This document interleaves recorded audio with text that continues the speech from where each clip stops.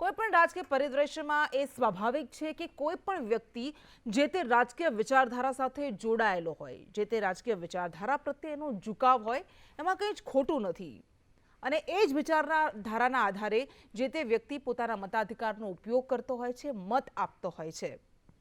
પરંતુ એ વ્યક્તિ જ્યારે એક શિક્ષક હોય, જે બાળકોને ભણાવવાની, બાળકોને શિક્ષણ આપવાની એની ફરજ છે, એ પોતાની ચાલુ ડ્યુટીએ, ચાલુ ફરજે જ્યારે શિક્ષક તરીકેની ફરજ નિભાવી રહ્યો છે, ત્યારે એ જે તે રાજકીય પક્ષનો ખેસ ધારણ કરે તો કેટલું યોગ્ય છે સવાલ થાય. પરંતુ આ ઘટના ચર્ચા આપણે કરીશું, પરંતુ સૌથી પહેલા શા માટે આપણે ચર્ચા કરવાના છીએ તેને લઈને આપને વિગત આપું તો વડોદરામાં આચાર્ય અને શિક્ષકો, 300થી વધુ આચાર્ય અને શિક્ષકો ભારતીય જનતા પાર્ટીમાં જોડાયા છે અને શહેર ભાજપ પ્રમુખ, શહેર ભાજપ અધ્યક્ષ વિજય શાહે આ તમામને ખેસ પહેરાવીને તેમનું ભારતીય જનતા પાર્ટીમાં સ્વાગત કર્યું છે. આ શિક્ષકો સાથે વાત કરી અને તેમનું એવું કહેવું છે કે બાળકો વૈદિક પરંપરા પ્રમાણે જીવે અને શરીર સૌષ્ઠવ કેળવે એ માટે અમે જોડાયા છે. જોકે એના માટે રાજકીય પક્ષમાં જોડાવાની કેટલી જરૂર છે એ પણ સવાલ થાય.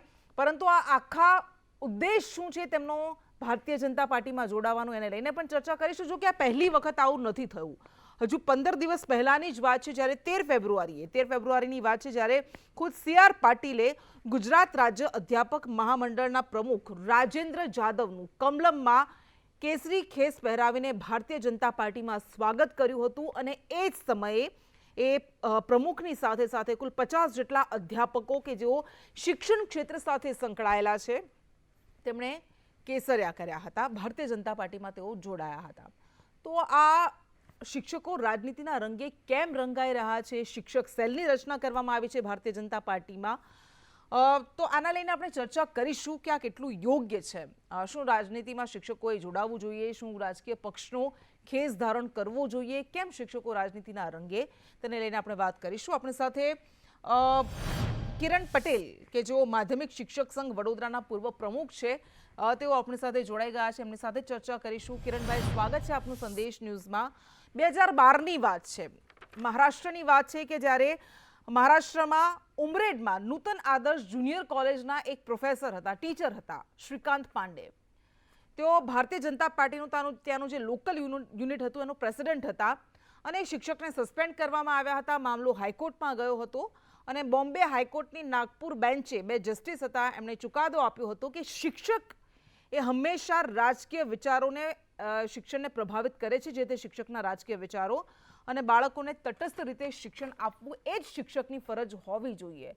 તમને લાગે છે કે શિક્ષક તમે છો, તમે બાળકોને ભણાવો છો, ત્યારે જે તે પક્ષનો તમે ખેસ ધારણ કરો છો એ યોગ્ય છે?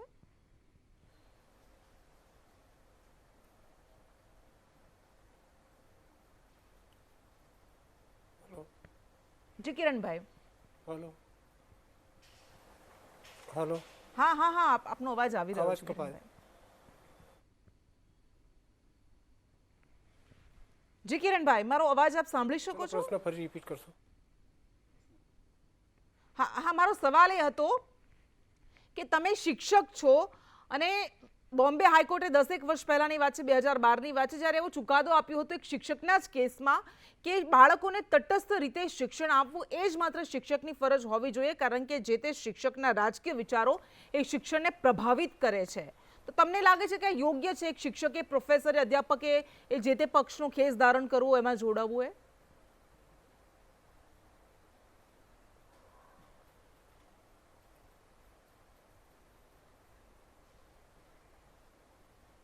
જી કિરણભાઈ.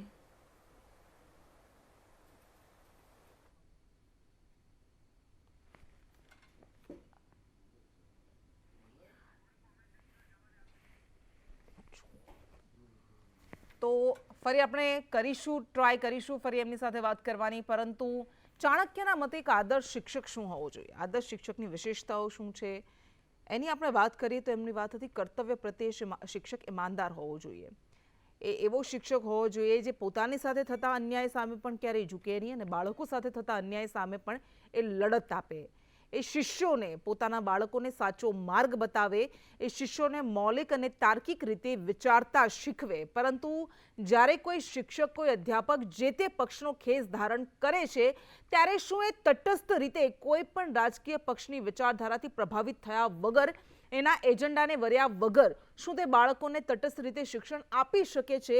એ સૌથી મોટો સવાલ થાય. કારણ કે એકાદ વર્ષ પહેલાની વાત છે જ્યારે અનએકેડમીનો એક શિક્ષક હતો કે જેને એ હકાલપટ્ટી કરવામાં આવી હતી. માત્ર તેણે એવું કહ્યું હતું પોતાના વિડીયોમાં કે બાળકોએ, વિદ્યાર્થીઓએ, એવા યુવકોએ એવા નેતાને પસંદ કરવો જોઈએ જે ભણેલો હોય, જે શિક્ષિત હોય, અને માત્ર આ જ નિવેદન માટે એની અનએકેડમીમાંથી હકાલપટ્ટી કરી દેવામાં આવી હતી.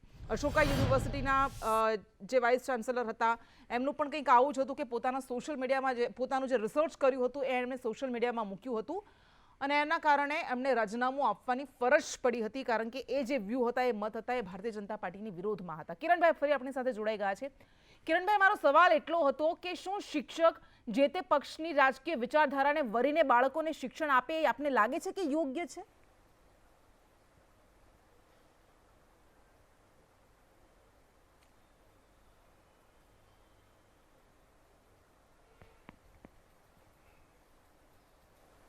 અવાજ જ કપાઈ ગયો.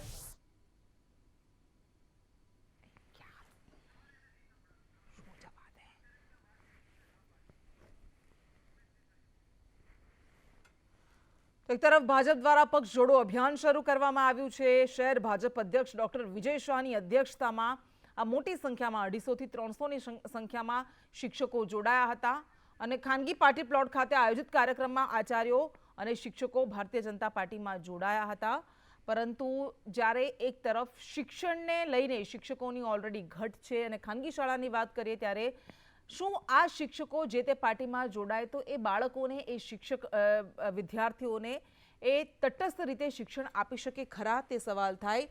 કારણ કે પહેલાં જ જે આપને કહ્યો કિસ્સો એ જણાવ્યો કે જ્યારે ખુદ બોમ્બે હાઈકોર્ટે ટિપ્પણી કરી હતી જેમાં એમણે કહ્યું હતું કે શિક્ષકે માત્ર ને માત્ર શિક્ષણ કાર્ય જ કરવું જોઈએ, એણે અન્ય કોઈ પોલિટિકલ અફિલિએશન, કોઈ પણ રાજકીય સંગઠન સાથે ન જોડાવવું જોઈએ. કારણ કે એમ કરવાથી બાળકોના શિક્ષણ પર એ પ્રભાવ કરી શકે છે. પોતાની જે પણ પૂર્વાગ્રહો હોય, પોતાના જે પણ વિચારધારા હોય એ શિક્ષણમાં એ બાળકો સુધી પહોંચાડવાની કોશિશ કરશે અને એના કારણે એ બાળકોને, વિદ્યાર્થીઓને નિષ્પક્ષ અથવા સાચું શિક્ષણ નહીં આપી શકે.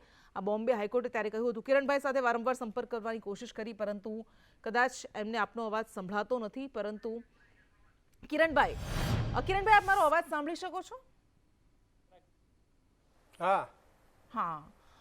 મારો સવાલ એ હતો કિરણભાઈ, કે તમે એક શિક્ષક છો, તમારી ફરજ એ છે કે બાળકોને શિક્ષણ આપવાનું છે, તટસ્થ રીતે શિક્ષણ આપવાનું છે. તમે કોઈ પક્ષનો ખેસ ધારણ કરો છો તો તમને લાગે છે કે તમે બાળકને જે તે પક્ષના એજન્ડા કે જે તે પક્ષની વિચારધારાથી પ્રભાવિત થયા વગર તમે એને શિક્ષણ આપશો? હા, કોઈ પણ પક્ષની વિચારધારા એ દેશના. હા, બોલો. હા, બિલકુલ બોલો કિરણભાઈ, આપનો અવાજ આવે છે. પક્ષની વિચાર. હા, વિદ્યાર્થીઓને અમે અમારા વ્યવસાય પ્રમાણે અમે વિદ્યાર્થીઓને તટસ્થ શિક્ષણ જ આપીએ છીએ અને રાજકીય શિક્ષણનો ઉપેક્ષા રાખતા નથી. અમે વિદ્યાર્થીઓને તટસ્થ શિક્ષણ, પણ અમે ભારતીય જનતા પાર્ટીની જે વિચારધારા છે, ભારતનું ભવિષ્યનું વિઝન જોઈએ છે, એને ધ્યાનમાં રાખીને અમે એની સાથે જોડાયા હતા. હા, તમે જોડાયા એ વસ્તુ અલગ છે. કોઈ પણ વ્યક્તિ રાજકીય વિચારધારા સાથે જોડાયેલો હોય, પણ તમને લાગે છે, કારણ કે ખુદ બોમ્બે હાઈકોર્ટે કહ્યું હતું કે શિક્ષકે રાજકીય વિચારધારા, જે શિક્ષકોના રાજકીય વિચારો છે, એ શિક્ષણને પ્રભાવિત કરતા હોય છે. ઓલરેડી જ્યારે એવું કહેવાતું હોય છે કે ઇતિહાસ સાથે ચેડા થયા છે, અત્યારની સરકાર, અત્યારનો ભારતીય જનતા પક્ષ એવું કહે છે, તો તમને લાગે છે કે જે ઇતિહાસ અત્યારે ભણાવો છો તો એ એજન્ડા અથવા તો એ વિચારધારા એમાં પ્રતિબિંબિત નહીં થાય?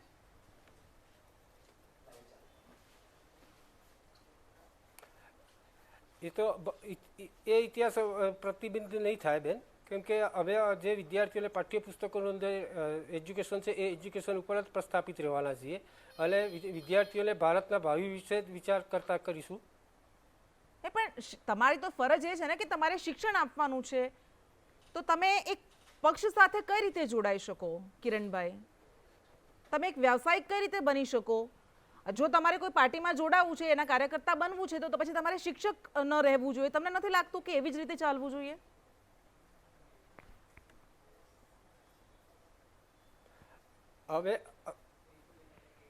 અમે ગ્રાન્ટ ઇન એઇડ્સની સંસ્થાઓની સાથે સંકળાયેલા છીએ, એટલે અમને એ હક છે કે અમે એ સરકારી.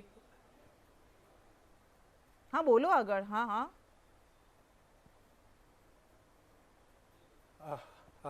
એટલે ગ્રાન્ટ ઇન એઇડ્સના કર્મચારીઓ એ બીજી ઇલેક્શન લડી શકે છે. ઇલેક્શન લડી શકે છે એવી કોઈ વાત જ નથી કે તમે ઇલેક્શન ન લડી શકો. તો તમને બંધારણીય અધિકાર છે, પણ તમે કઈ રીતે બાળકોને શિક્ષણ આપશો નિષ્પક્ષ રહીને, જ્યારે તમે કોઈ એક વિચારધારા સાથે સંકળાયેલા છો ત્યારે? તમને નથી લાગતું કે તમે જે બાળકોને ભણાવશો એમાં પણ તમારી આ વિચારધારા દેખાશે? અમે નહીં. અમે વિદ્યાર્થીઓને એ વિચારધારા સાથે સંકળતા નથી. અમે વિદ્યાર્થીઓને એમના એજ્યુકેશન અને એમના ભાવિ માટે જોડાયેલા છીએ. એમને ભારતનું ભાવિ કઈ રીતના ઉજ્જવળ થશે, વૈજ્ઞાનિક પદ્ધતિથી કઈ રીતના આગળ વધશે, ઇતિહાસની દ્રષ્ટિએ કઈ રીતના આગળ વધશે, સાંસ્કૃતિક દ્રષ્ટિએ કઈ રીતના આગળ વધશે, એ બાબતે ચર્ચા કરીએ છીએ. ઠીક છે કિરણભાઈ, આભાર આપનો તમામ વિગત સાથે જોડાવા માટે.